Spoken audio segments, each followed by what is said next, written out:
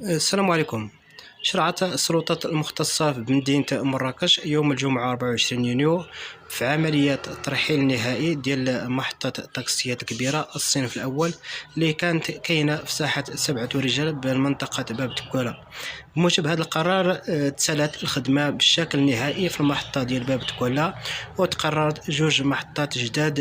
لاستقبال وانطلاق التاكسيات الكبيرة. هي المحطة ديال العزوزية اللي حدا المحطة الطرقية الجديدة، والمحطة القمراء في باب الخميس. في هذا السياق خرج قسم الشؤون الاقتصادية والتنسيق بولاية جهة مراكش اسفي بوثيقة تنظيمية كتحدد المسار والخطوط ديال التاكسيات الكبيرة اللي غادي تنطلق من المحطة العزوزية، واللي ولات كتستقبل عدد من الخطوط اللي كترتبط مراكش بمختلف المدن والأقاليم المجاورة،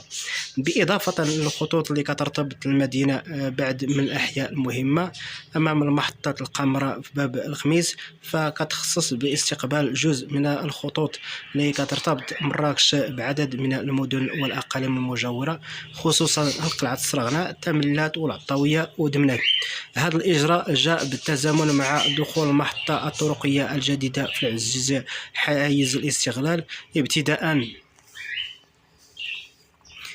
من منتصف الليل البارحة، في إطار إعادة تنظيم لخدمات النقل في مدينة مراكش وتخفيف من الضغط اللي كانت كتعيش المنطقة باب تكولا لسنوات طويلة. وكيعتبر عدد من المهنيين بالإرشاد المحلي أن هذا القرار كيشكل خطوة مهمة لإعادة الاعتبار لساحة 7 رجال اللي عندها رمز تاريخي وروحي كبير بحكم الموقع ديالها واحد من أشهر المعالم في مدينة مراكش، حيث بقي محيط الساحة لسنوات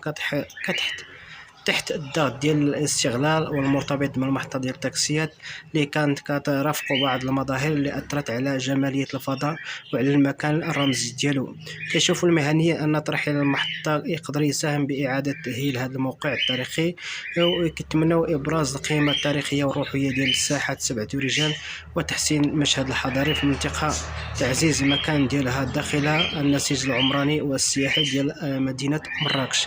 وكتدخل هذه الخطوة في إطار جهود رامية لإعادة تنظيم القطاع النقل في مدينة مراكش وتحسين حركة السير، بإضافة إلى تحرير عدد من الفضاءات التاريخية والحضارية من الضغط الناتج عن الاستغلال المكثف لهذا